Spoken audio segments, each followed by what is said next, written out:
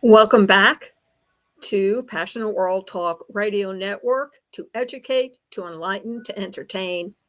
And today on Lest We Forget Historical, your host Lillian Cauldwell is going to discuss part 3 of the scams that will be happening this year in 2024. Last week we started the series, actually part 2 of scamming, and I diligently went through Google to find out what are the most infamous scams being thrown at the American people. However, we have plenty of company from overseas. So let us continue.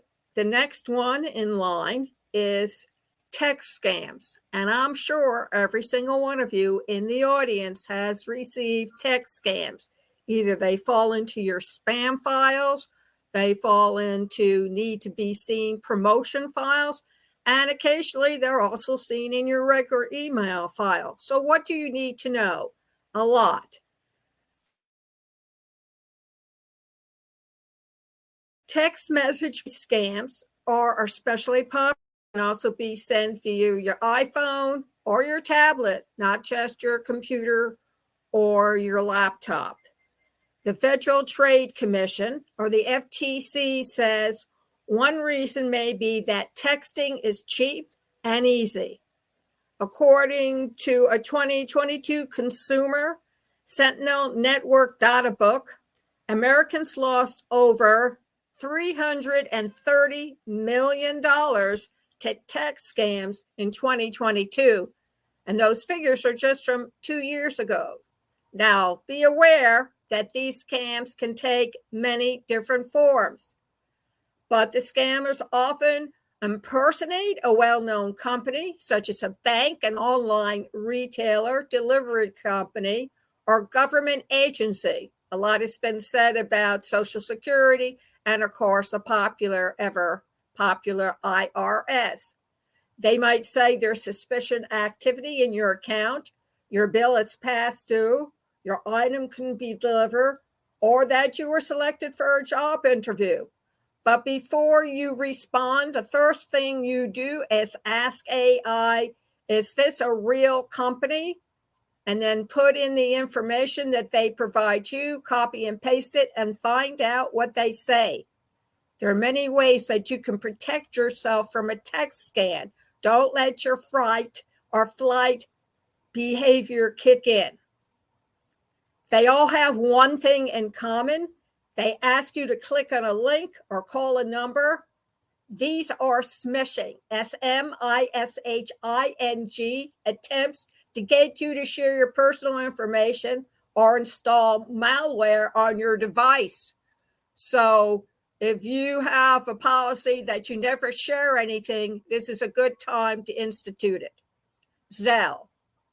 What is Zelle? A lot of banks are now using Zelle as a way for you to reach directly into your personal checking, business or personal, and be able to send money to people who you may know. If you don't know them, don't send them money, because once the money is sent, you cannot get it back, like a wire transfer. So scammers are now turning to Zelle, a peer-to-peer payment app, to steal your money. The scammer might email, text, or call you pretending to work for your bank or credit union's fraud department. They'll claim that a thief was trying to steal your money through Zelle and that they have to walk you through fixing the issue, somewhat like the computer scams from company on purpose, or your tablet or your cell phone, and then they extort you to work through them for a high price so they can keep your computer clean. So again, try to monitor your flight or fright behavior and find out first. Ask questions. If your computer hasn't disconnected yet, it's not going to immediately unless you fall for this scam. Then they'll instruct you where to send them the money, but the money will actually go to their account. Starting in 2023, Zelle began refunding victims of some scams. However, you might not always be eligible for reimbursements. So it's important to be wary of these type of financial scams. Cryptocurrency, it's been with us for a while. The frenzy might have died down, but that hasn't slowed down the amount of scammers who instruct people to use cryptocurrency. I tried it once, got thoroughly confused, and never went back. The same thing with the money app that's out there. Tried it once, didn't make a go of it, and decided if I'm not going to understand what I'm doing, then leave it alone. It's not worth it. And I was lucky. I got rejected both times. Let that be a lesson to you. Don't use something that you feel is inappropriate for you or you feel uneasy about. Listen, your body is telling you, don't do this. Listen to your body. More on that and scam damnation. However, moving right along, these scams can take different forms and they may involve fake prizes, contests, giveaways, or early investment opportunities. Remember this, if it sounds too good to be true, don't sign up for a Ponzi scam. These scammers may impersonate celebrities or popular cryptocurrency websites to lure their victims, that's you, into sending them money, sharing login information, or investing in a project. Crypto exchange accounts have also been the target of the OTP bot attack technique described above to prevent you from getting your crypto back while the scammer drains your account. Romance scams. I know about this. I've been scammed twice with this, been burned twice. Last time, it wasn't too pretty. I've been put on warning and I'm being watched to make sure I don't do this again. While romance scams aren't new, their popularity continues to rise. According to the FTC, people lost $1.3 billion to romance scams in 2022, with median losses of $4,400, $4,400.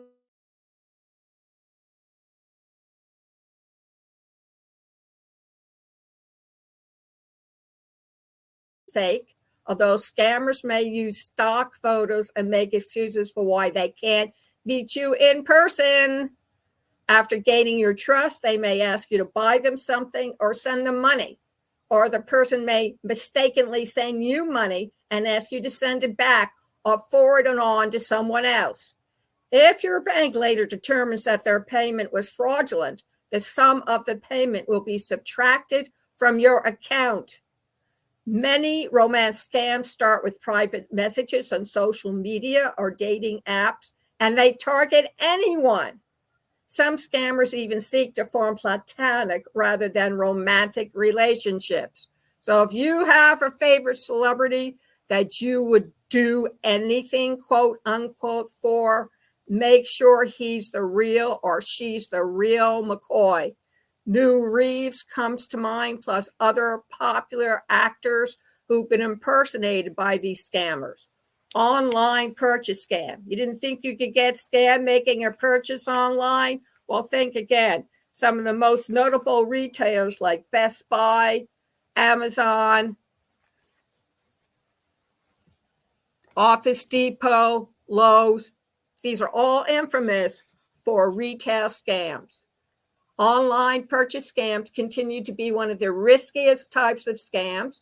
According to the Better Business Bureau, BBB, the 2022 Online Scams Report. The BBB found that people most commonly reported being victims after trying to buy a puppy online. Word to the wise, don't buy an animal online. Either go in person or don't buy. Some scammers set up fake e-commerce stores and buy ads for the websites on social media. The FTC reported that 44% of social media scams from January to June 2023 were related to online shopping. Alternately, scammers might list items for sale on online marketplaces, including social media website marketplaces, A word to the wise: Facebook has a marketplace. Be very careful. The scammers might take your money and never send anything in return. I had that happen to me. I paid for a 3-wheel bicycle and I'm still waiting for it to be delivered. It never will be. Or they may be committed triangulation fraud and purchasing the item you brought with somebody else's stolen credit card. You may not even be part of a scam unless you try to return the item or use a warranty. Heads up, folks, the police can come after you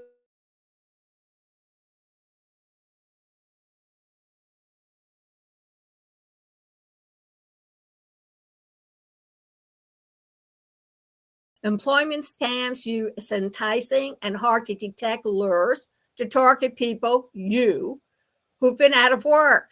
Some scammers take a slow approach with interviews and a legitimate seeming operation. Again, if you're not sure, contact the Better Business Bureau.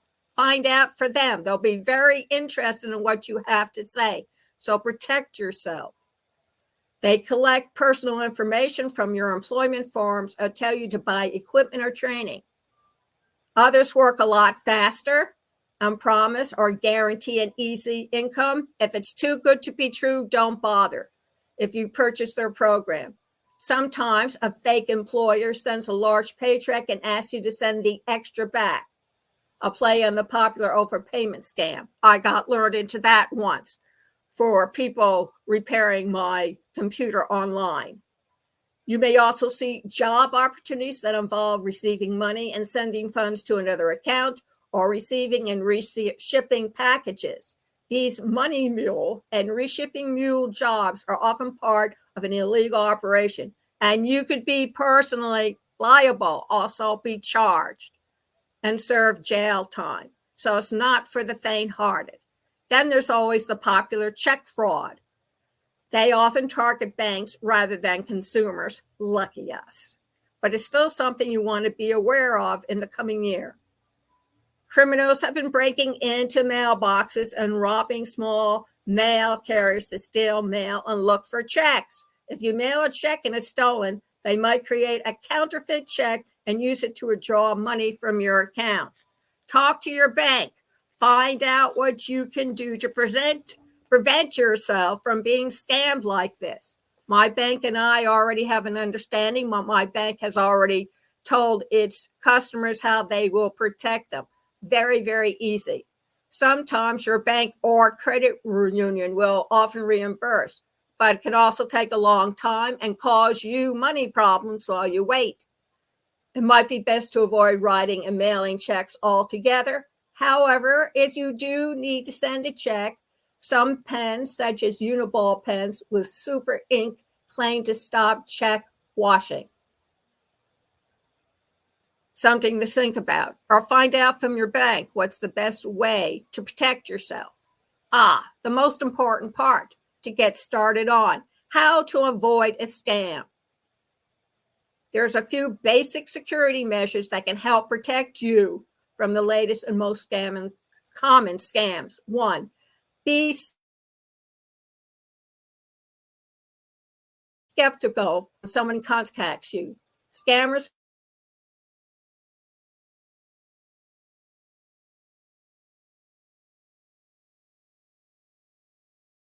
burn the damn letter. They can come from different sources, including government agencies, charities, banks, and large companies. Don't share your personal information, usernames or password, or one-time codes that others can access your accounts or steal your identity. If a celebrity guy wants to help you out and he asks for your information to get into your bank account, do not give it to him. If he comes back, you don't trust me, you say, you're absolutely right. I don't trust you. You'll lose his friendship, but you'll keep your money. Only you can determine which is more important. Don't click unknown links. There's a new scam out via the phone that you click on it, they can drain all your money from your bank account. So be forewarned and be aware. Whether the link arrives in your email, a text, or a direct message, never click on it unless you're certain the sender has good intentions. If a message says it's from a company or government agency, call the company using a number that you looked up on your own to confirm its legitimacy. 3, be careful of your phone. If you suspect a spam call, don't respond or press a button. The safest option is to hang up or ignore the call entirely. You can always look up that organization and initiate a call yourself if you're worried there may actually be an issue. Enable multi-factor authentication. I do it. My station manager does it. Everybody should do it. Add this feature to any accounts that offer it as an option and try to use a non-SMS version to protect yourself from SIM swapping. Research these companies before taking any action. Before you make a purchase or a donation, take a few minutes to review the company. Do a web search for its name plus scam or reviews, and research charities on Charity Navigator and Charity Watch. Don't refund or forward overpayments. Be careful whenever a company or person asks you to refund or forward part of a payment. Often the original payment will be fraudulent and taken back later. Look for suspicious payment requirements. Scammers often ask for payments via wire transfer, money order, cryptocurrency, or gift cards. These are harder to track and cancel than other forms of payment, which can leave you out of millions of dollars. Create a family password used to verify that it's really one of you from your family on the phone and not someone trying to fool you or use a deep fake voice to mislead you. What can you do if you do fall victim? Often you can't get your money back, but there's also no way to take back your personal information. There are a few things that you can do, and we will wrap it up on that. Report the scam and scammer. You can report scammers to the FTC online. Report the scam and related message to any relevant party, such as your bank, credit card issuer, social media platform, email provider, phone carrier, or the USPS, Postal Inspection Service. You can also file a police report, which might help with recovering your identity or lost funds. Scan your devices. If you clicked on a link or attachment, you may want to run an antivirus scan to check for malware, or take it into the Geek Squad at Best Buy or Office Depot and have them go through your computer with a fine-tooth comb to remove it. Change your passwords. Change the passwords on any accounts that use a password that potential scammer might know. Use this as an opportunity to create stronger passwords or try out the newer passwordless option called passkeys that are available on some websites, and lock down your credit. If you're worried about identity theft, if you gave that scammer your personal information, you have the right to add fraud alerts and security freezes, also called credit freezes, to your credit reports for free. This can help a scammer from opening an account using your information. Next week, we will wrap it up of how to really protect yourself. I want to thank you very much for joining me this afternoon. You can listen and view this video podcast of Lest We Forget Historical Scammers 2024 Part 3 at youtube.com/PW Network, pwtalkradio.com, https://passionateworldtalkradio.com, linkedin.com/Lillian Cauldwell, all of social media, LinkedIn, YouTube, Tumblr, Instagram, Facebook. And this next week on June 11th and June 13th at 4 p.m., host Lillian Cauldwell will give you a preview webinar of what the cult of podcasting is.